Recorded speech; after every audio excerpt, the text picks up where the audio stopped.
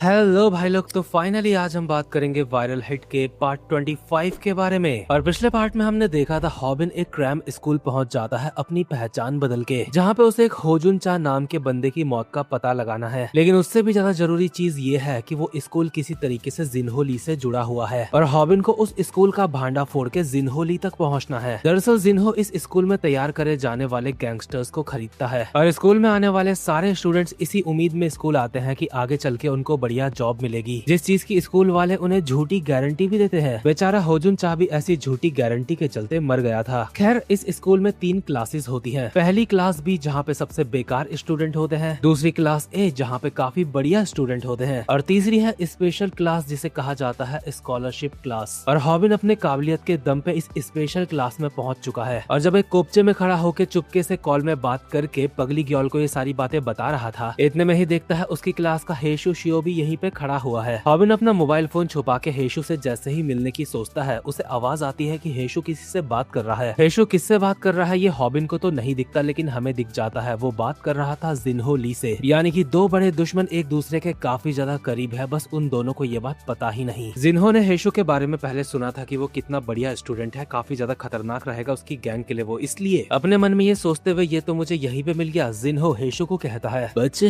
क्या तू जानता है डायरेक्टर का ऑफिस कहाँ है? क्या तू प्लीज मुझे डायरेक्टर के ऑफिस ले चलेगा? मेरे पास तेरे लिए भी कुछ सवाल है हेशु शियो। हेशु कहता है, तुझे मेरा नाम कैसे पता? क्या तू पुलिस वाला है? खैर, इसके बाद हेशु और जिन्हो यहाँ से निकल लेते हैं और हॉबिन सोच ही रहा था कि हेशु बात किससे कर रहा था। इतने में ही उसके पीछे से एक टीचर आके उसको कहता है, आखिर तू यहाँ पे क्या कर रहा है? क्या तूने अनाउंसमेंट नहीं सुनी? इस वक्त सबको फील्ड में आने के लिए कहा गया है। भले ही तो एक स्कॉलरशिप स्टूडेंट है, फिर भी तू ये इग्नोर नहीं कर सकता। यही चीज मैं तुझे भी कहना चाहूंगा हेशु शियो। इसका मतलब हेशु अभी भी यहीं पे है। हेशु बताता है, दरअसल यहाँ पे कोई आया था जो डायरेक्टर के ऑफिस जाना चाहता था, मैं बस उसको रास्ता दिखा रहा था। ये सुन के हॉबिन अपने मन में कहता है, क्या ऐसी जगह पे कोई डायरेक्टर से मिलने आया था? लेकिन जहाँ पे गैंगस्टर्स को ट्रेन करा जाता है वहाँ पे कोई उससे मिलने क्यों आएगा? और जिन्हो एक जगह पे खड़ा होकर खुद से कहता है, मैंने सुना था हेशु शियो काफी ज्यादा समझदार है, इसलिए मुझे यकीन है वो समझ चुका होगा मैं यहाँ पे क्यों आया हूँ। इसके बाद जिन्हो क्रैम स्कूल के डायरेक्टर इलशैंग से मिलता है, जो कि उसे एक कॉफी पीने के लिए देता है, लेकिन जिन्हो मना कर देता है क्योंकि बहुत ही जल्दीबाजी में बनाई हुई कॉफी जिन्हो ने पीना छोड़ रखा है। इसके बावजूद भी डायरेक्टर कहता है, क्या सच में?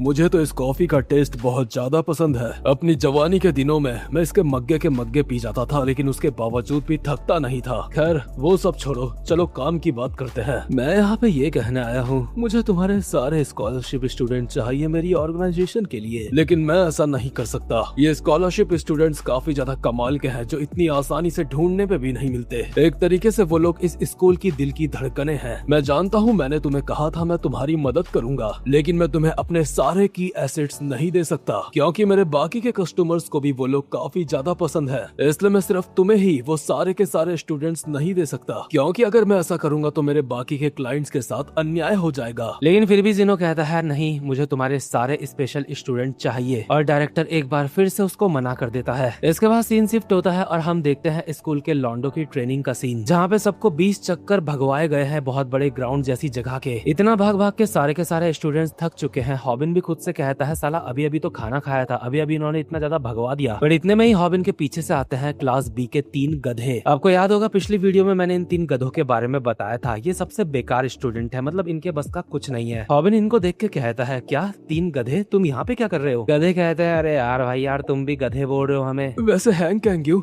हमें तुमसे काफी ज्यादा जलन हो रही है, तुम स्कॉलरशिप क्लास में चले गए हो। ये लोग हॉबिन की तारीफों के पुल बांध रहे होते हैं और कहते हैं कि भाई यार तुझे तो बहुत बढ़िया जॉब मिल जाएगी आगे जाके। हॉबिन कहता है, देखते हैं, मतलब पहले क्या बोलूं, तुम बताओ तुम्हारा क्या चल रहा। हॉबिन के ये बोलते ही ये गधे अपना दुखड़ा रोना स्टार्ट कर देते हैं और कहते हैं, हमारी हालत तो बहुत खराब चल रही है। दरअसल इन गधों को और इनकी पूरी क्लास को एक टास्क दिया गया था, जहाँ पे सबको जानवरों को मारना था, लेकिन 3 गधे जानवरों को नहीं मार पाए। उन्हें उनके ऊपर दया आ गई और इस बात के लिए गधे मुझे सही इंसान लगे, क्योंकि चाहे जानवर ही क्यों ना हो, दर्द जानवर को भी होता है। खैर, जानवरों को ना मारने की वजह से गधे टेस्ट पास नहीं कर पाते, जिसका सीधा मतलब यह है कि अब वो लोग आगे नहीं बढ़ पाएंगे। पाएंगे इस स्कूल में। बट फिर भी गधे एक दूसरे को हौसला दे रहे होते हैं और कहते हैं हिम्मत मत हारो, हम कुछ न कुछ कर लेंगे। हॉबिन इन गधों को देख के अपने मन में कहता है ऑफ कोर्स तुम वो सब नहीं कर पाए क्योंकि ये जगह तुम्हारे लिए नहीं है। मुझे यकीन है होजुन चाह जो यहाँ पे मारा गया था वो भी इन्हीं लोगों की तरह होगा। इसका मतलब इन लोगों की जान भी खतरे में है। मेरे पास अब और कोई रास्ता नहीं बचा, मुझे जल्दी से कुछ करना होगा ताकि किसी की जान ना जाए। अगर मैंने कुछ नहीं करा तो आगे चल के मेरे अपने लोग भी खतरे में आ सकते हैं। इसके बाद सीन शिफ्ट होता है, हम देखते हैं आधी रात का सीन जहाँ पे 6 के 6 स्पेशल क्लास के स्टूडेंट्स को आधी रात में एक पहाड़ी में बुलाया गया है। ये सारे अभी जंगल में चल रहे होते हैं और जोशुआ कहता है ये सच में काफी ज्यादा थका देने वाला है,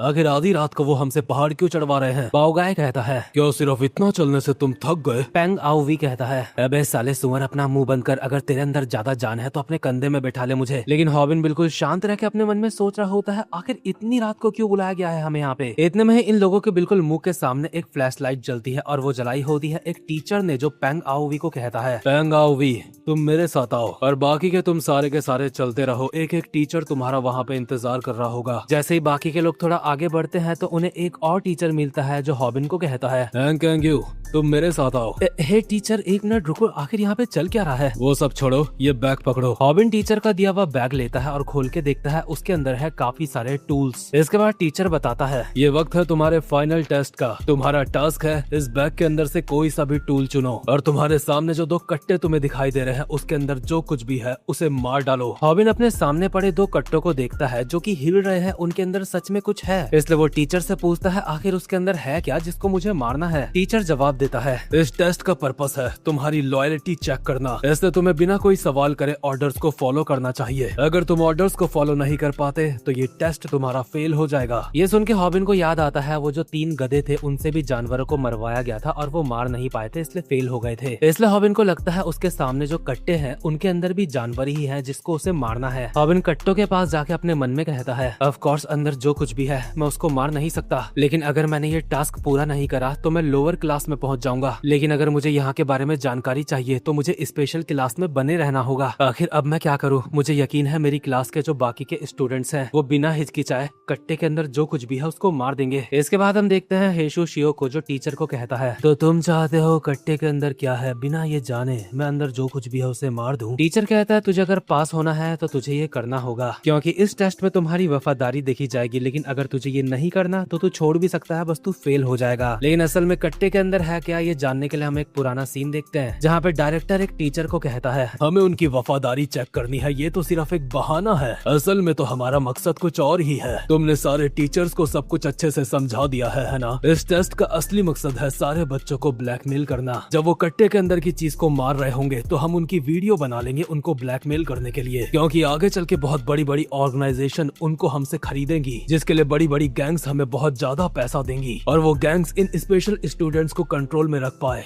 इसके लिए हमें इन्हें ब्लैकमेल करना होगा ताकि ये चुपचाप से गैंग्स का कहना मानते रहे। अभी हम देखते हैं जोशुआ को जिसके हथियार में खून लगा हुआ है। पेंग ने भी कट्टे के ऊपर पैर ऐसे रखा है जैसे उसने कट्टे के अंदर की चीज को खत्म कर दिया। बाओगाय और किम के चेहरे में भी खून लगा हुआ है, लेकिन अभी हमें ये नहीं बताया गया क्या सच में इन्होंने उस कट्टे के अंदर की चीज को मार दिया गया है। और दूसरे सीन में डायरेक्टर कहता है आज रात ये स्पेशल स्टूडेंट्स हमारे परफेक्ट हथियार बन जाएंगे, क्योंकि बाकी क्लासेस तो सिर्फ जानवर को मार रहे थे, लेकिन स्पेशल क्लास के कट्टों के अंदर असली के इंसान हैं। एक तरीके से स्पेशल क्लास के स्टूडेंट से क्राइम कराया जा रहा है बिना उन्हें पता लगे और उनकी वीडियो भी बना दी जाएगी। इसके बाद हम देखते हैं हेशु शियो को जो कहता है ठीक है मैं तैयार हूँ, जो कुछ भी अंदर है मैं उसको मार दूंगा। और हमें बताया जाता है इन स्कूल वालों ने पुलिस वालों से भी अपनी सेटिंग कर रखी है। जो भी कट्टे के अंदर लोग हैं जो मरने वाले हैं, पुलिस वालों को बस उनके घर में इतना बोलना है कि वो पहाड़ी से गिर के मर गए। और होजुन चा के साथ भी बिल्कुल यही हुआ था। ऑब्वियसली पुलिस वालों को भी ये लोग काफी सारा पैसा दे रहे हैं अपने साथ ऐसे मिलने के लिए। टीचर डायरेक्टर को कहता है आज रात आप इतने सारे लोगों को निपटवा रहे हो, इसमें तो हमारा काफी सारा पैसा चला जाएगा पुलिस वालों को देने में। बट डायरेक्टर को इस बात की कोई चिंता नहीं क्योंकि वो स्पेशल स्टूडेंट से काफी ज्यादा पैसा कमाने वाला है। और हॉबिन भी टेस्ट के नाम पे चाकू लेके कट्टे के सामने खड़ा हो जाता है अंदर जो कुछ भी है उसको मारने के लिए। और कमाल की बात है हॉबिन के कट्टे के अंदर है 3 गधे जिनको बांध के मुंह में टेप लगा के अंदर बंद कर रखा है। हॉबिन अपना टास्क पूरा करने में हिचकिचा रहा है, इसलिए टीचर से बात करने की कोशिश करता है, लेकिन टीचर साफ कह देता है तू मुझसे कोई सवाल मत कर, बस तू अपना टास्क पूरा कर। लेकिन हॉबिन कट्टा पकड़ के खींच देता है और कहता है मैं उन्हें सुन सकता हूँ, मैं उनकी सांसें सुन सकता हूँ। कट्टा हट चुका है और अब उसके सामने है 3 गधे। ये देख के हॉबिन टीचर को कहता है तुमने हमें कहा था हमें बिना कोई सवाल करे इस टास्क को पूरा करना होगा, लेकिन तुम हमारे हाथों से लोगों को मरवा रहे थे। टीचर कहता है ये लोग तो वैसे भी गधे थे, हम लोगों ने तो इन्हें मौका दिया था ताकि ये लोग हमारे काम आ सके, ये लोग हमारे टेस्ट में काम आते कुर्बान हो जाते, ये उनका सौभाग्य होता। अब हॉबिन को सारा खेल समझ आ चुका है, जो कि मुझे तो पहले ही आ गया था, बट कुल मिला के बात यह है कि हॉबिन को ये समझ आया है कि ये स्कूल वाले लोग उनको इनवाइट करते थे अपने स्कूल में, जो टैलेंटेड तो होते हैं लेकिन उन्हें पैसे की भी काफी ज्यादा जरूरत होती है, और उनको ट्रेनिंग देके फ्यूचर में एक गैंगस्टर बना देते हैं। लेकिन कोई स्टूडेंट गैंगस्टर बनने के काबिल है भी या फिर नहीं, ये देखने के लिए वो स्टूडेंट्स का टेस्ट करवाते हैं, और जो लोग काम के नहीं निकलते उनको निपटा देते हैं, और होजुन चा को भी ऐसे ही निपटाया गया था। खैर क्योंकि हॉबिन अपना टास्क पूरा नहीं कर पाया, इसलिए टीचर उसको कहता है, उसके पीछे भी काफी सारे और टीचर्स भी आ चुके हैं, हैंग कैंग यू तुम कट्टों के अंदर के उल्लू के पट्टों को मार नहीं सके, इसलिए तुम फेल होते हो, इसलिए तुम्हारे साथ भी वही होगा जो रूल्स कहते हैं। क्योंकि ये टीचर लोग अभी काफी ज्यादा होते हैं, इसलिए हॉबिन चुपचाप से इनके साथ चला जाता है। लेकिन हॉबिन के मन में अभी यही सवाल है, आखिर अब ये लोग उसके साथ करने क्या वाले हैं। दूसरी तरफ एक टीचर डायरेक्टर को बताता है हैंग कैंग यू ने जो पिछली रात को टेस्ट हुआ था उसको करने से मना कर दिया, उसे पता चल गया था कट्टे के अंदर लोग हैं, इसलिए उसने उन्हें नहीं मारा। ये सुन के डायरेक्टर थोड़ा सा निराश होता है, क्योंकि अब वो हॉबिन को ब्लैकमेल नहीं कर पाएगा और अब अपने क्लाइंट्स को बेच नहीं पाएगा। लेकिन उसे तो उम्मीद थी कि हैंग कैंग यू काफी अच्छे प्राइस में बिकेगा, क्योंकि वो काफी ज्यादा टैलेंटेड है। लेकिन क्योंकि हैंग कैंग यू ने टेस्ट करने से मना कर दिया, इसलिए अब डायरेक्टर सोच रहा होता है क्या हैंग कैंग यू को निपटा देना चाहिए या फिर क्या करना चाहिए उसके साथ। अब दूसरी तरफ हैंग कैंग यू यानी कि हॉबिन एक कमरे में होता है जहाँ पे उसे बंद करा गया है, और खुद से बातें करते हुए अपने मन में कहता है मैं यहाँ फंस चुका हूँ, यहाँ से बाहर निकलने का कोई रास्ता नहीं है, लेकिन आखिर उन लोगों ने मुझे यहाँ बंद करा क्यों? अगर वो चाहते तो फेल होने के लिए मुझे स्कूल से बाहर निकाल सकते थे, मुझे अपना दिमाग लगाना होगा, आखिर यहाँ पे चल क्या रहा है, उन्होंने मुझे बाहर क्यों नहीं निकाला? अगर वो मुझे बाहर निकाल देते तो ज्यादा बेहतर होता, क्योंकि बाहर निकल के मैं यहाँ के बारे में पुलिस वालों को रिपोर्ट कर सकता था। मेरे चश्मे के कैमरे में यहाँ के बारे में थोड़े बहुत सबूत तो इकट्ठा हो चुके हैं, लेकिन मेरे फेल होने के बावजूद भी उन्होंने मुझे बाहर क्यों नहीं निकाला? लेकिन नहीं, अभी ये चीज जरूरी नहीं है। भले ही उन 3 गधों को मैंने इस बार तो मरने से बचा लिया, लेकिन वो आगे भी यहाँ पे सुरक्षित नहीं है। चाहे कुछ भी हो जाए, स्कूल वाले आगे चल के उनको निपटा ही देंगे, वो लोग किसी भी वक्त मारे जा सकते हैं। इसलिए हॉबिन जोश में आके चिल्ला के कहता है ठीक है मैं उन लोगों को बचाऊंगा। लेकिन इतने में ही हम देखते हैं हॉबिन के बगल में यहाँ पे हेशु शियो भी है, जो हॉबिन की बात सुन के कहता है अपना मुंह बंद कर हरामजादे, तू मेरा दिमाग खराब कर रहा है, यहाँ पे ऐसी एक्टिंग मत कर जैसे तू कहीं का हीरो है। हॉबिन सोचता है आखिर ये यहाँ पे क्या कर रहा है, इसलिए हेशु से पूछता है तुम यहाँ पे कर क्या रहे हो, तुमने तो टेस्ट पास कर लिया होगा ना। बट हेशु का सीन भी थोड़ा सा अलग है। हेशु कहता है मैंने उस टेस्ट में पार्टिसिपेट नहीं करा था क्योंकि मेरे कुछ अपने प्लान है। हॉबिन को समझ नहीं आ रहा होता आखिर ये बंदा है कैसा, इसके मन में चल क्या रहा है, और हेशु को कहता है हेशु मुझे लगता है हम दोनों एक ही सिचुएशन में हैं। दरअसल मैं इस जगह से बाहर निकलने की सोच रहा हूँ, लेकिन मुझे नहीं पता तुम क्या सोच रहे हो, मुझे तो ये भी नहीं पता तुमने टेस्ट में पार्टिसिपेट क्यों नहीं करा, लेकिन मेरा प्लान है यहाँ से बाहर निकलने का, और मुझे लगता है हम दोनों साथ में मिलकर काम कर सकते हैं। ये सुन के हेशु थोड़ा सा हैरान नजर आता है, और हॉबिन उसके तरफ दोस्ती का हाथ बढ़ा के कहता है चलो साथ में मिलकर काम करते हैं। इतने में ही स्कूल का डायरेक्टर और कुछ टीचर्स यहाँ पे पहुँच जाते हैं और इन लोगों से कहते हैं आखिर तुम लोग क्या खुसुर पुसुर कर रहे हो। हॉबिन कहता है कुछ नहीं, मैं तो बस इसकी हाथों की रेखा पढ़ रहा था। हेशु भी मस्ती में कह देता है हाँ मेरी हाथों की लकीर देख के इसने कहा है मेरी उम्र काफी ज्यादा लंबी है। डायरेक्टर इन दोनों को कहता है क्या ये सिचुएशन तुम्हें कोई मजाक लग रही है? आखिर तुम दोनों ने टेस्ट को पूरा क्यों नहीं करा? क्या इसलिए क्योंकि जिन्हें तुम्हें मारना था तुम उनसे इमोशनली अटैच थे, क्योंकि पहले तुम लोग एक ही क्लास में हुआ करते थे? लेकिन सच में ये बहुत ही घटिया बात है अगर तुम्हारा ये बहाना है। मुझे पता है तुम्हें उनके लिए बुरा लग रहा होगा क्योंकि वो कमजोर हैं और तुम ताकतवर, लेकिन तुम्हें क्या लगता है अगर वो तुम्हारी जगह होते तो वो क्या करते? क्या वो तुम्हें छोड़ देते? देखो मुझे लगता है तुम काफी ज्यादा टैलेंटेड हो और तुम्हारे टैलेंट को वेस्ट नहीं करना चाहिए, इसलिए मैंने फैसला करा है तुम्हें एक और मौका देने का। अब फैसला तुम्हारे ऊपर है, तुम उस मौके को अपनाते हो या फिर नहीं। लेकिन एक बात याद रखना, अगर तुमने इस मौके को हाथ से गवाया तो तुम्हारे साथ कुछ बहुत ज्यादा बुरा हो सकता है। इस बारे में सोचने के लिए मैं तुम्हें थोड़ा सा समय देता हूँ। खैर डायरेक्टर यहाँ से चला जाता है और अपने बंदों को कहता है उन दोनों के ऊपर नजर रखना, हमें उनकी वीडियो बनानी ही होगी ताकि हम उनको ब्लैकमेल कर सके आगे चल के। टीचर्स डायरेक्टर से पूछते हैं अगर ये लोग अब भी हमारा हमारा कहना नहीं माने तो फिर हम क्या करेंगे। इसका डायरेक्टर का बस यही जवाब होता है, अगर ऐसा हुआ तो हम उनको भी निपटा देंगे। खैर टीचर्स कमरे से जा चुके हैं और हॉबिन हेशु को कहता है वो लोग हमें एक और मौका दे रहे हैं, अब तुम आगे क्या करने का सोच रहे हो। हेशु यहाँ से जाते हुए कहता है सोचना क्या है, मैं उन सबको मार डालूंगा। हॉबिन को लगता है ये उन स्टूडेंट्स को मारने की बात कर रहा है जिनको मारने के लिए टीचर्स ने कहा था। और इसके अगले ही सीन में हेशु चला भी जाता है एक को निपटाने के लिए जो उसको टेस्ट दिया गया है। इसके बाद हम 3 गधों में से एक गधे को देखते हैं जो मूतने के लिए आ रखा है। बेचारा इतना डरा हुआ है कि मूत भी नहीं पा रहा ठीक से, क्योंकि उसे पता है उसकी मौत नजदीक है, उसे कभी भी मार दिया जाएगा। इतने में ही उसके पीछे से हेशु आता है और कस के गधे का मुंह पकड़ के उसको जमीन में पटक देता है। इसके बाद अपने दोनों हाथों से उसका गला दबाने लगता है इसको निपटाने के लिए, क्योंकि उसे यही टास्क मिला है। लेकिन ये काम करते करते हेशु कहता है क्या तुमने उसे पकड़ लिया। ऑब्वियसली ये बात उसने हॉबिन को कही है और वो हॉबिन को टीचर को पकड़ने के लिए बोल रहा है जो छुप के इस सब की वीडियो बना रहा है। हॉबिन लात मार के बाथरूम के अंदर से एक टीचर को बाहर फेंकता है और कहता है हेशु मुझे वो टीचर मिल गया जो अंदर छुपा हुआ था। लेकिन आखिर टीचर्स इनकी वीडियोस बनाना चाह रहे हैं इनको ब्लैकमेल करने के लिए, ये बात हॉबिन लोगों को कैसे पता चली, ये जानने के लिए हम एक पुराना सीन देखते हैं जहाँ पे कमरे में हेशु हॉबिन को बताता है कि टीचर्स हमारी वीडियो बना रहे हैं हमें ब्लैकमेल करने के लिए, और एक बार उनके पास हमारी वीडियोस आ गई किसी को निपटाते हुए तो हम उनके गुलाम बन के रह जाएंगे, हम उनका कुछ नहीं कर पाएंगे। हॉबिन हेशु से पूछता है आखिर तुम्हें ये सब कुछ कैसे पता चला। हेशु बस कह देता है बस पता चल गया मुझे ऐसी, लेकिन रियलिटी में उसे ये वीडियो वाली बात पहले ही जिन्हो ली ने बता दी थी। जिन्हो ने ऐसा क्यों करा ये बात हमें ठीक से नहीं पता, लेकिन ये बात हेशु हॉबिन को नहीं बताता। और अभी इस गधे को मारने के लिए हेशु जानबूझ के तैयार हुआ था ताकि उसे कमरे से बाहर आने दिया जा सके और हॉबिन उस टीचर को धप्पा कर ले जो छुप के वीडियो बना रहा था। इतने में यहाँ पे स्पेशल क्लास के बाकी के लौंडे भी पहुँच जाते हैं और हॉबिन कहता है मुझे लगता है अब मुझे सब कुछ समझ आ रहा है, वो बस हमें अपना टूल बनाना चाहते थे जिसको वो जैसे चाहे वैसे इस्तेमाल करे। इन लोगों ने सच में मेरा मत्था खराब कर दिया है। इसके बाद पेंग कहता है हम चारों ने भी वो कट्टे वाला टेस्ट करने से मना कर दिया था क्योंकि हमें उसमें कुछ अजीब लग रहा था। खैर हॉबिन ने अभी जिस टीचर को धप्पा करा था उसके मोबाइल से जितनी भी रिकॉर्डिंग होती है सब कुछ डिलीट कर देता है और अपने मन में कहता है अगर इसी तरीके से उन्होंने पहले भी सारे स्टूडेंट्स की रिकॉर्डिंग करी होगी तो ये मेरे लिए काफी ज्यादा अच्छा सबूत बन सकता है और होजुन चा को इन्हीं लोगों ने मारा था, मैं ये सब कुछ साबित कर सकता हूँ। बस एक बार मुझे वो स्टूडेंट वाली वीडियो मिल जाए जिनमें इन्होंने ये करा था। इसके बाद हेशु सारे लौंडों को कहता है जैसा कि तुम सबको पता है उन्होंने हमारा बेवकूफ बनाया, हम लोग उनके हाथों की कठपुतली बस बनने ही वाले थे। उन्होंने तुम लोगों की डेस्परेशन का फायदा उठाना चाहा ताकि आगे चल के वो तुम्हें ब्लैकमेल कर सके और पूरी जिंदगी अपना गुलाम बना के रख सके।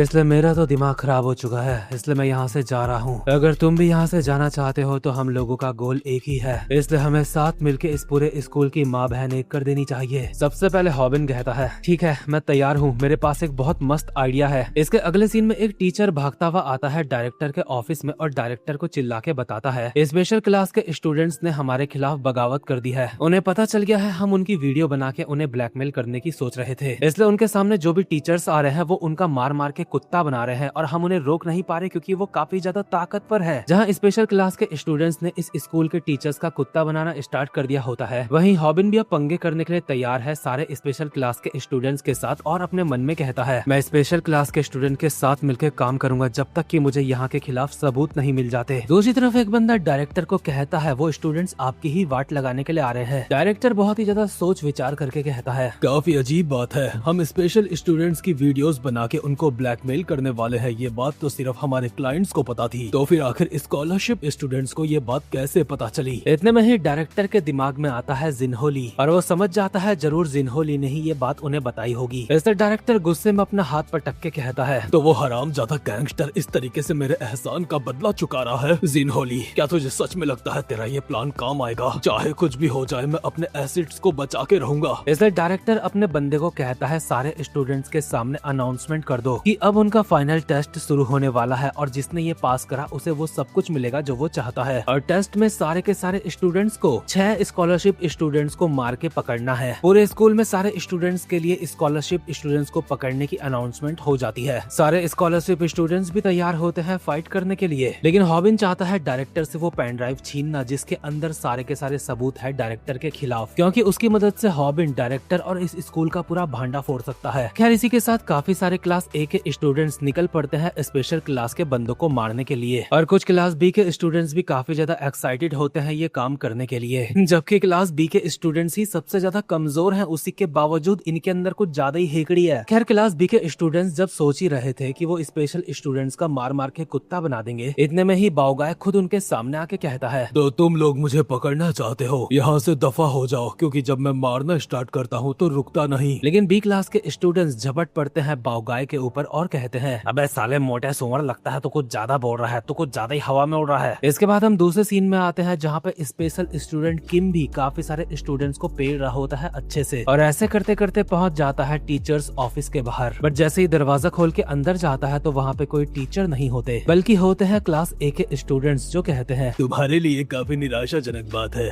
यहाँ पे डायरेक्टर नहीं है। रामजादो, तुम लोगों को कुछ स्पेशल ट्रीटमेंट मिलता है, मुझे ये बात पसंद नहीं, इसलिए आज तेरा कुत्ता बनाऊंगा मैं। किम एक पेन को हथियार की तरह पकड़ लेता है और कहता है, क्या सच में? लेकिन मैं भी हमेशा से आम इंसान रहना चाहता था। इसके अगले सीन में हम कुछ और स्टूडेंट्स को देख रहे होते हैं और इनका टारगेट है जोशुआ को पकड़ना, इसलिए ये सारे के सारे फैल जाते हैं जोशुआ को पकड़ने के लिए, और चलते चलते आपस में बात कर रहे होते हैं आखिर जोशुआ उन्हें कहाँ मिलेगा। लेकिन इन गधों को ये बात नहीं पता जो इतनी देर से ये बातें कर रहे हैं, इनकी बातों में खुद जोशुआ शामिल है, यानी कि जोशुआ खुद इनके साथ मिलकर खुद को ढूंढ रहा है, और बातों ही बातों में इन छपरियों से पूछ लेता है इस वक्त डायरेक्टर कहाँ है। लेकिन इन छपरियों को भी डायरेक्टर के बारे में नहीं पता होता। इधर जोशुआ एक बंदे के चाकू घोंप देता है, ये देख के दूसरे बंदे की हालत खराब हो जाती है। जोशुआ दूसरे बंदे को पकड़ के कहता है, अब इसका बोलना मुश्किल होने वाला है, क्योंकि जब हम किसी का फेफड़ा फाड़ देते हैं तो कोई बोल नहीं पाता। बंदों को समझ नहीं आता आखिर जोशुआ इनके बीच में कितने देर से था, पर देखते ही देखते जोशुआ ने काफी सारे बंदों की हालत खराब कर दी होती है, और ये सब कुछ हेशुशियो सिक्योरिटी रूम के कैमरे से देख रहा है, और जोशुआ को कहता है, जोशुआ,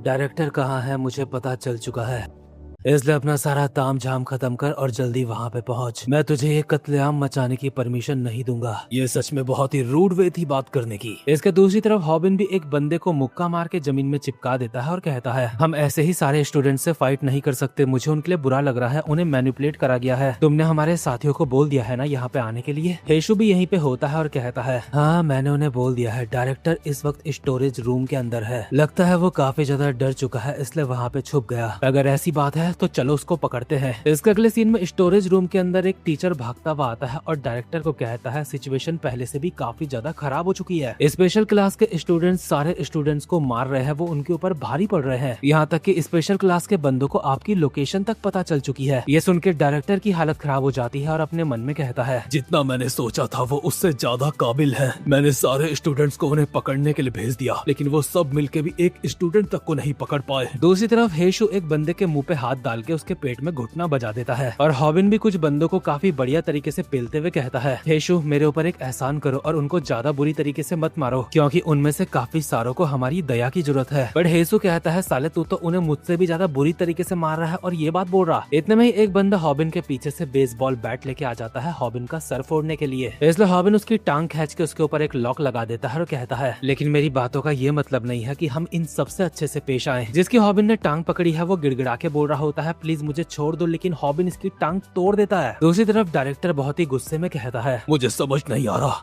सिर्फ 6 लोगों से वो सारे के सारे ऐसे कैसे पिट सकते हैं, वो काफी सारे हैं, उन्हें एक साथ मिलके उन्हें हराना चाहिए। क्या वो गधे ऐसा करने की कोशिश भी कर रहे हैं या फिर नहीं? डायरेक्टर के सामने वाला टीचर कहता है, वो कोशिश तो कर रहे हैं लेकिन उसका कोई फायदा नहीं, क्योंकि स्पेशल स्टूडेंट काफी ज्यादा ताकतवर है, और उनमें से खासकर बाओगाई तो एक राक्षस है। वो बंदा अकेले ही 20-20 लोगों को पकड़ के मार रहा है, और जिस जगह पे बाओगाई ये काम कर रहा होता है वहाँ पे बाकी के लौंडे भी देख के डर जाते हैं बाओगाई को, क्योंकि बाओगाई सबको ऐसे उठा के फेंक रहा होता है जैसे वो सारे के सारे खिलौने होंगे बाओगाई के सामने। लेकिन इतने में ही कुछ लौंडे बाओगाई को ध्यान से देखते हैं, उन्हें लगता है बाओगाई थक चुका है और अब उसके ऊपर हमला करने का सही वक्त है, इसलिए सारे के सारे झपट पड़ते हैं बाओगाई के ऊपर और उसे अलग अलग तरीके से पकड़ लेते हैं। बट इतने में ही क्लास बी के काफी सारे स्टूडेंट्स यहाँ पे आ जाते हैं बाओगाई की मदद करने के लिए और बाकी लौंडो को मार के पीछे कर देते हैं। और इन क्लास बी के लौंडो को अपने साथ मिलाया है पेंग आओ वी ने, यानी कि जब सारे लोग लड़ाई कर रहे थे तो पेंग आओ वी अपना दिमाग चला रहा था। क्लास बी के लौंडो को अपने साथ मिला के उसने अपने नंबर्स बढ़ा लिए हैं और ये खबर डायरेक्टर तक भी पहुंच चुकी है। अब ये बात डायरेक्टर भी समझ चुका है, बाकी के स्टूडेंट्स स्पेशल क्लास के स्टूडेंट्स को नहीं मार सकते, इसलिए डायरेक्टर किसी को कॉल मिलाता है और इस्तेमाल करता है अपने हुक्म का इक्का। और अगले ही सीन में हम देखते हैं हॉबिन के मुंह पे पड़ता है एक मुक्का जिससे वो पीछे हो जाता है, और ये मुक्का मारा है उस टीचर ने जिसे स्टूडेंट्स को कंट्रोल करने के लिए यहाँ पे रखा गया है। ये टीचर डायरेक्टर को सॉरी कहता है सब कुछ लेट से संभालने के लिए। डायरेक्टर कहता है, माफी मांगने की कोई जरूरत नहीं है, मैं तुम लोगों को इस्तेमाल नहीं करना चाहता था, क्योंकि मैं स्पेशल क्लास के स्टूडेंट्स को चोट नहीं पहुंचाना चाहता चाहता था, लेकिन लगता है अब मेरे पास और कोई रास्ता नहीं है। उन सबको पकड़ के मेरे पास लेके आओ, मुझे उनसे काफी सारे सवाल पूछने हैं। टीचर कहता है ठीक है, मैंने काम शुरू कर दिया है, मैं 10 मिनट में ये सब कुछ खत्म कर दूंगा। डायरेक्टर एक स्माइल के साथ अपनी सिगरेट जलाते हुए कहता है क्या 10 मिनट? लेकिन मुझे लगता है मेरी कॉफी खत्म होने से पहले तुम उनको निपटा दोगे। दूसरी तरफ पेंग आओवी के सामने भी एक टीचर पहुंच जाता है, जिसको देख के पेंग आओवी कहता है मैं सोच ही रहा था ये सब कुछ इतना ज्यादा आसान कैसे है। तो फाइनली अब जाके ताकतवर टीचर्स हमें रोकने के लिए आ गए हैं। इसके बाद बाओगाई के सामने भी एक ताकतवर टीचर आके खड़ा हो जाता है और कहता है बच्चे, लगता है तू अभी अपनी ताकत का पूरा इस्तेमाल नहीं कर रहा था। दूसरी तरफ स्पेशल स्टूडेंट किम के सामने भी एक खतरनाक टीचर आके खड़ा हो चुका है, और सेम ऐसे ही जोशुआ के सामने भी। और हेशु के तो पंगे भी स्टार्ट हो चुके हैं, और हमें बताया गया है ये सारे टीचर्स का लेवल एक अलग ही लेवल है। ये सारे के सारे टीचर्स काफी ज्यादा खतरनाक हैं, और जो टीचर्स में भी सबसे ज्यादा खतरनाक है इस वक्त वो है हॉबिन के सामने, और फाइट करने के लिए तैयार है। ये बंदा हॉबिन को कहता है मैं ये पता लगा के रहूंगा कि तेरी असली पहचान क्या है। हॉबिन भी अपना चश्मा निकाल कर कहता है आजा कोशिश करके देख ले। इतने में ही टीचर हॉबिन के ऊपर लगातार काफी सारे पंचेस बजाना स्टार्ट कर देता है। हॉबिन जिन्हें ब्लॉक कर रहा होता है, और टीचर कहता है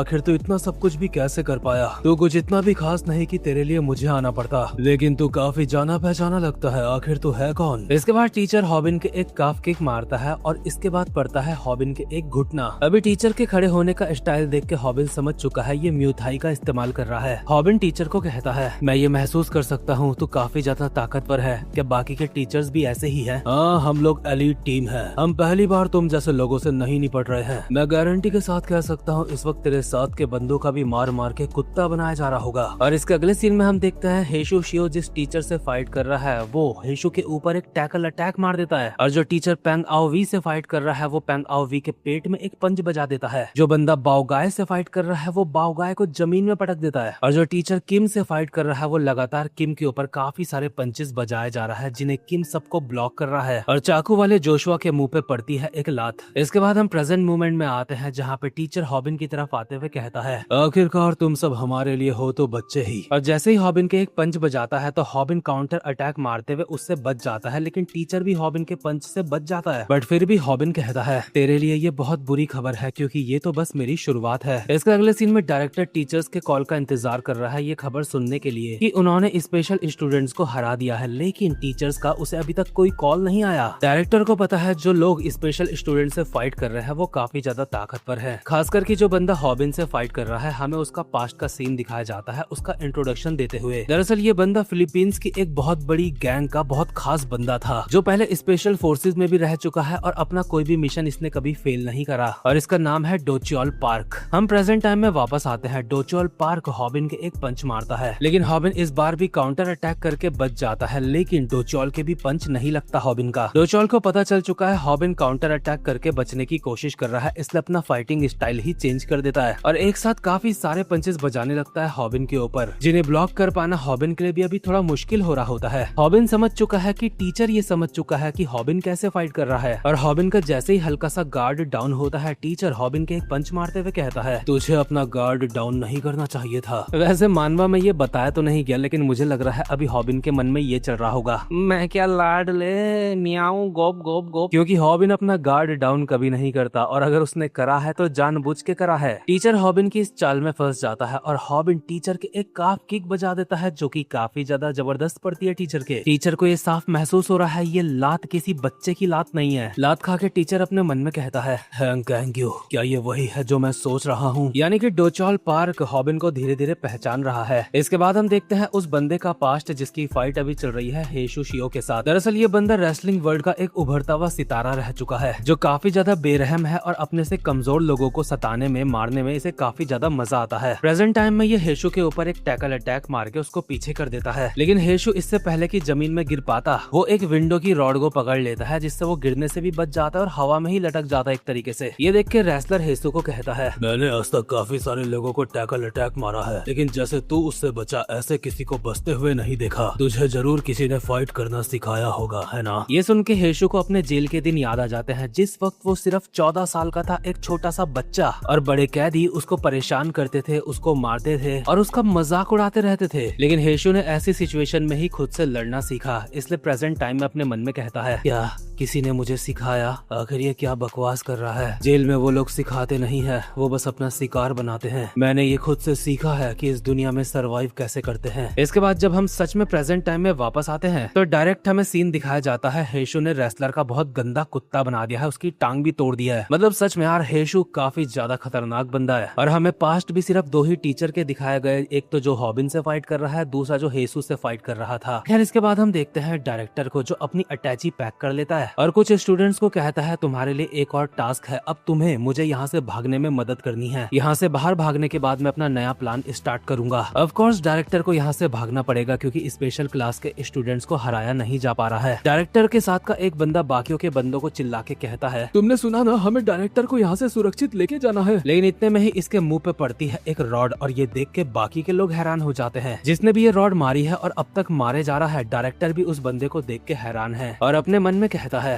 आखिर ये यहाँ पे क्या कर रहा है। लेकिन यहाँ पे जो बंदा आया था वो है कौन, ये हमें नहीं बताया जाता। हमें डायरेक्ट सीन दिखाया जाता है हॉबिन और डोचोल पार्क की फाइट का, जहाँ पे हॉबिन ने डोचोल पार्क को हरा दिया है। हॉबिन इस टीचर को कहता है देख अब हार मान जा, तू नहीं जीत सकता। डोचोल पार्क कहता है तूने जो काफ किक मारी थी वो तो बस शुरुआत थी, मुझे नहीं पता था तेरे पास इतने सारे अटैक्स हैं। मुझे पता था, मैंने तुझे पहले कहीं देखा है, मैं बिल्कुल सही था। मैंने तेरी कुछ वीडियोस देखी है, तू वायरल हिट का हॉबिन यू है ना। हॉबिन यहाँ से जाते हुए कहता है हाँ, लाइक और सब्सक्राइब करना मत भूलियो। हॉबिन को यकीन है उसके बाकी के बंदों ने भी टीचर्स को निपटा दिया होगा। और इसके अगले सीन में हम देखते हैं किम और जोशुआ को। किम जोशुआ को कहता है हेशु ने हमें मना करा था किसी को भी पूरी तरीके से निपटाने के लिए, लेकिन फिर भी तेरे शरीर में खून क्यों लगा हुआ है। जोशुआ जवाब देता है मैंने किसी को नहीं निपटाया है, इसलिए अपने काम से काम रख, मैंने बस थोड़ी बहुत चीजें काटी है उसकी। दूसरी तरफ बाओगाय और पेंग आओवी ने भी अपने अपने टीचर्स को निपटा दिया है जिससे वो फाइट कर रहे थे। पेंग आओवी बाओगाय को कहता है मुझे अपने कंधे में उठा के यहाँ से लेके चल। और हॉबिन जो अभी डोचोल को निपटा के बस यहाँ से जा ही रहा था, इतने में ही हॉबिन के पीछे से काफी सारे असली पुलिस वाले आ जाते हैं और कहते हैं अपनी जगह पे हिलियो मत, नहीं तो पिछवाड़े पे गोली पड़ेगी। हॉबिन पुलिस वालों को कहता है मुझे लगता है आपको मुझ पे गन नहीं ताननी चाहिए क्योंकि आपको कॉल करने वाला मैं ही था। लेकिन आखिर हॉबिन ने पुलिस वालों को कॉल कब करी ये जानने के लिए हम एक पुराना सीन देखते हैं, जहाँ पे हॉबिन पगली ग्योल को कॉल करके कहता है कि तुझे पुलिस को कॉल करके यहाँ के बारे में रिपोर्ट करनी है, लेकिन ये सब कुछ 30 मिनट बाद करियो और तुझे पुलिस वालों से बात ऐसे करनी है जैसे तू हॉबिन है। और उन 30 मिनट्स के अंदर हम यहाँ के टीचर्स को निपटाते हैं। हॉबिन ने ग्योल को बोल तो दिया था कि तुझे हॉबिन बन के पुलिस वालों से बात करनी है, लेकिन मेरे समझ नहीं आ रहा कि ग्योल ने आखिर हॉबिन की आवाज निकाली कैसे, क्योंकि खुद ग्योल को समझ नहीं आ रहा था वो हॉबिन बन के कैसे बात करेगी। खैर पुलिस वालों को यकीन हो जाता है कि हॉबिन ने ही उन्हें कॉल करी थी। इसके बाद हॉबिन सोचता है उसके चश्मे वाले कैमरे में यहाँ पे जो कुछ भी होगा वो सब कुछ रिकॉर्ड कर लेगा ताकि आगे चल के काम आए। अभी पूरे के पूरे क्रैम स्कूल में हंगामा मच चुका है, पुलिस वाले यहाँ पे आ चुके हैं, काफी सारे लोगों को गिरफ्तार कर रहे हैं। हॉबिन को पता है काफी सारे पुलिस वाले करप्ट भी होते हैं, लेकिन अभी उसे पुलिस वालों की सच में जरूरत है। और पुलिस वाले अपना काम कर भी रहे हैं, लेकिन काफी सारे देशों में पुलिस वाले अपना काम नहीं करते। इसके बाद 3 गधे भी पुलिस वालों को अपना दुखड़ा सुनाते हैं कि हमें तो वो लोग बस जान से मारने ही वाले थे। और हॉबिन 2 पुलिस वालों के साथ सीढ़ियों से ऊपर जाता है जहाँ पे इस वक्त डायरेक्टर है। हॉबिन के पास डायरेक्टर के खिलाफ सबूत भी है जो उसके चश्मे के कैमरे में रिकॉर्ड हुए हैं, जैसे वो कैसे एक स्टूडेंट से दूसरे स्टूडेंट्स की जान लेता है। और डायरेक्टर के संबंध काफी सारे और गैंग से भी है, जिसके बारे में हॉबिन और उसकी टीम ने मिलकर रिसर्च करी थी और उन्हें पता चला था कि उसके संबंध जिन्हो ली से भी हो सकते हैं। खैर इसके बाद हॉबिन पुलिस वालों के साथ उस कमरे में पहुंच जाता है जहाँ पे इलशैंग है और उसका दरवाजा खोलते ही कहता है इलशैंग जो हम यहाँ पे आ चुके हैं, तुम्हारा खेल खत्म होता है। लेकिन इतने में ही हॉबिन भी और पुलिस वाले भी ये देख के हैरान हो जाते हैं कि इलशैंग ने तो खुद को लटका लिया है, यानी कि इलशैंग ने खुद ही खुद को निपटा दिया। पुलिस वाले इलशैंग की बॉडी को रस्सी से नीचे निकालते हैं और हैरान होके हॉबिन अपने मन में कहता है क्या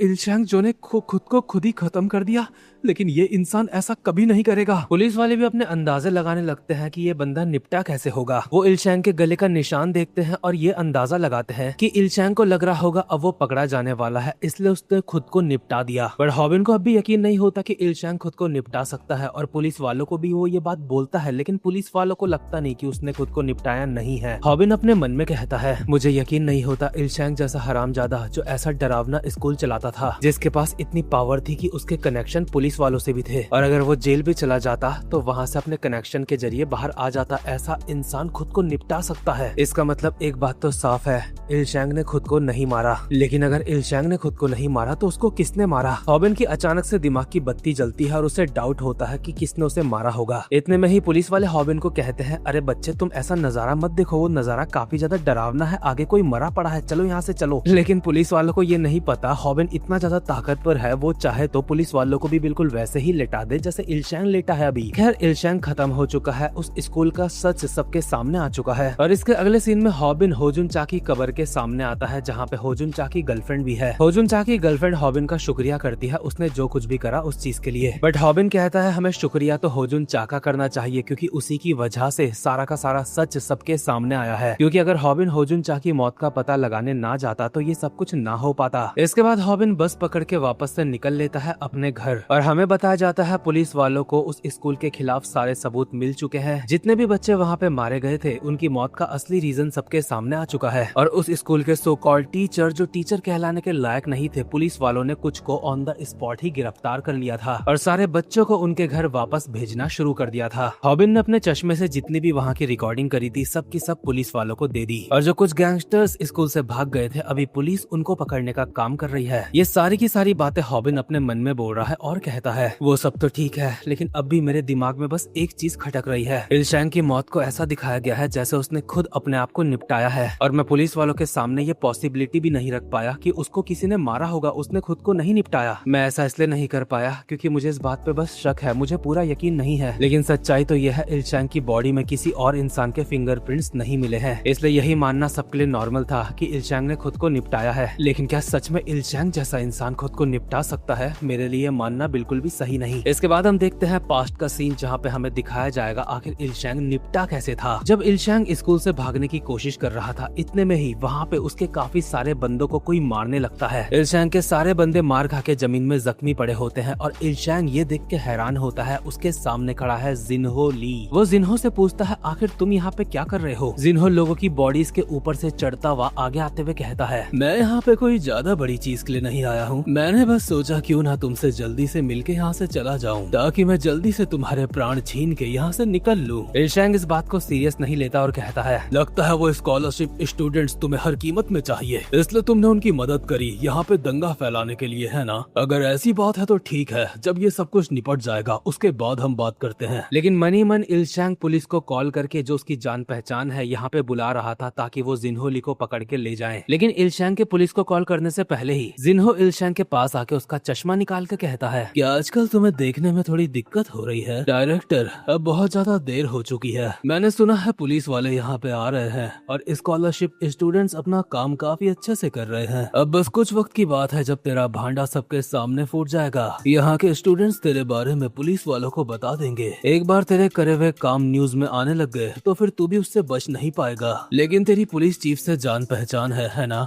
और तू उस जान पहचान का इस्तेमाल करने की सोच रहा है। लेकिन एक बात बताऊं, मुझे सिर्फ स्कॉलरशिप स्टूडेंट्स नहीं चाहिए, मैं ये भी चाहता हूँ मेरी ऑर्गेनाइजेशन इस स्कूल पे कब्जा कर ले। ये कहते हुए जिन्हो इलशैंग को उसका चश्मा पहनाता है और अपनी टाई निकाल के इलशैंग के गले में डाल देता है और उसको धीरे धीरे टाइट करते हुए कहता है मुझे लगता है इस स्कूल से मुझे काफी कुछ मिल सकता है। डायरेक्टर, आगे की कहानी कुछ ऐसी रहेगी कि स्टूडेंट्स को तेरे बारे में पता चल गया था, इसलिए उन्होंने बगावत शुरू कर दी जिससे तेरा बिजनेस खतरे में पड़ गया था, इसलिए तूने खुद को निपटा दिया। ये कहते हुए जिन्हो इसका गला घोट के इसको लटका देता है। तो कुछ इस तरीके से इलशैंग को निपटाया गया था। इसके अगले सीन में हम देखते हैं हॉबिन अपने ऑफिस पहुंच चुका है और उसकी कंपनी के सारे लोग उसकी तारीफ करते हैं क्योंकि हॉबिन ने काफी बढ़िया काम करा। वो लोग बार बार हॉबिन को हॉबिन बोले जा रहे हैं, इसलिए हॉबिन कहता है लेकिन मेरा नाम तो हैंग कैंग यू है। नहीं, हाँ याद आया, मेरा नाम तो हॉबिन है, क्योंकि हॉबिन काफी समय से उस स्कूल में था और वहाँ उसे ब्लैक बीन नूडल खाने के लिए नहीं मिले थे तो यहाँ पे दबा के खाता है। ग्याल उसके बाउल से एक मूली का अचार उठा लेती है और ऐसे ही खाने लगती है और हॉबिन से पूछती है तूने वहाँ पे जो कुछ भी करा आखिर करा कैसे? हॉबिन बताता है उसने वहाँ के स्कॉलरशिप स्टूडेंट्स की मदद ली थी। ग्याल उसके बाउल से उठाया हुआ अचार वापस से उसके मुंह पे देते हुए कहती है वो स्कॉलरशिप स्टूडेंट तो सच में काफी कमाल के होंगे, है ना? इसके बाद इनू हॉबिन की तारीफ करता है और कहता है उन लोगों में से तुम किसी को अपना दोस्त बना पाए? हॉबिन बताता है वैसे मैं किसी को दोस्त तो नहीं बना पाया लेकिन एक बंदा थोड़ा सा मतलब दोस्त बन गया था मेरा। और हॉबिन यहाँ पे हेशु शियो के बारे में सोच रहा है। ये सुन के ग्याल कहती है अगर वो तेरा थोड़ा सा दोस्त बन गया है तो हम उसे अपने साथ मिला लेते हैं, वो ट्रबल शूटर टीवी में हमारे साथ मिलके काम करेगा। वैसे भी हमारे पास बंदों की कमी है और ऊपर से वो स्कॉलरशिप स्टूडेंट है अगर तो वो काफी ज्यादा ताकतवर होगा। इनू और ग्याल दोनों ही ये बात कहते हैं और कहते हैं कि हम उस बंदे को कैसे मना सकते हैं, उसे क्या पसंद है? हॉबिन बताता है उसे है खाना पसंद, वो खाने का एक नंबर का भुक्कड़ है। ग्याल तो प्लानिंग करने लगती है कि उसको उसको क्या खिलाएगी, लेकिन हॉबिन बताता है आज शाम को ही मुझे उससे मिलना है, क्योंकि हॉबिन और हेशो ने वादा करा है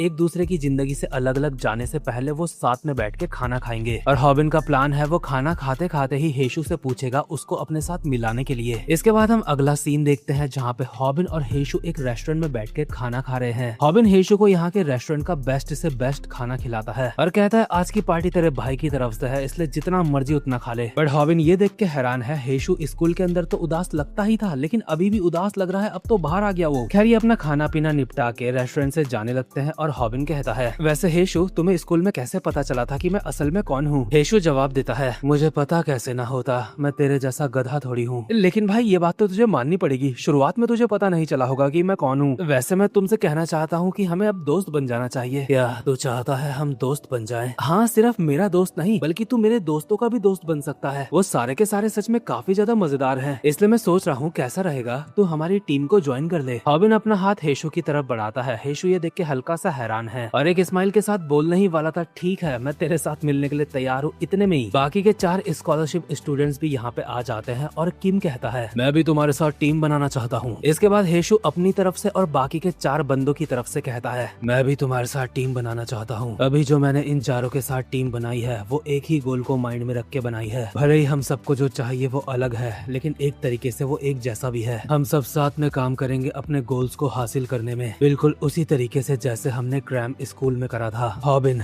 एक बार तुम हमारे साथ आ जाओ तो हमारी टीम पूरी हो जाएगी। मैं तुझसे कोई रिक्वेस्ट नहीं कर रहा हूँ इसलिए मना करने की गलती मत करियो। यानी कि हॉबिन इसे अपनी टीम में लेना चाहता था लेकिन हेशु खुद इसे अपनी टीम में लेना चाहता है। बट इतने में यहाँ पे एंट्री होती है टेहुन की, जो बाओगाय को देख के कहता है क्या होंग मांगी यहाँ पे क्या कर रहा है? नहीं ये वो नहीं है। आखिर तुम सब कौन हो बे और यहाँ पे क्या कर रहे हो? ये मेरा इलाका है, यहाँ से दफा हो जाओ। बेंगाओ भी कहता है ये एक नंबर का कोई छपरी लग रहा है, इसको सबक सिखाऊं क्या? लेकिन टेहुन हॉबिन को देख के कहता है हॉबिन आखिर तू यहाँ पे क्या कर रहा है? क्या ये लोग तुझसे पैसे छीन रहे हैं? आखिर वहाँ स्कूल से आने के बाद तूने मुझे कांटेक्ट क्यों नहीं करा? टेहुन ये बातें बोलते हुए स्कॉलरशिप स्टूडेंट्स को धक्का मार के आगे बढ़ रहा है और हॉबिन के अंदर से ये सोच के फटी पड़ी है कि आखिर टेहुन क्यों यहाँ पे आ गया, कोई और आ जाता तो ठीक था। क्योंकि टेहुन का यहाँ पे आने का मतलब है यहाँ पे अब कभी भी पंगे छिड़ सकते हैं। मतलब भाई है ही इतना ओपी, कोई भी उसके इरादे जान जाता है कि मतलब उसको हमेशा किसी को फोड़ने का मन करता है। लेकिन हेशु शियो भी कुछ कुछ उसी की तरह है। हेशु अपने हाथ से टेहुन को रोक देता है, इसलिए टेहुन उसका हाथ पकड़ के साइड करके उसके मुंह के पास आके कहता है अबे साले आखिर तू है कौन? ये बता क्या तेरे पास 500 वॉन पड़े हैं? और इसी के साथ ये वाला पार्ट यहीं पे खत्म होता है और जो स्कूल वाला आर्क था वो इस वीडियो में खत्म होता है। बाकी भाई लोग उम्मीद करता हूँ आपको आज की वीडियो भी अच्छी लगी होगी और आप आगे आने वाली कोई भी वीडियो मिस ना कर सको इस चीज के लिए आप बेल आइकन को भी प्रेस कर सकते हो ताकि आपको हर वीडियो का नोटिफिकेशन मिल जाए। अब मैं मिलता हूँ आपसे अपनी नेक्स्ट वीडियो में, तब तक के लिए मजे करो।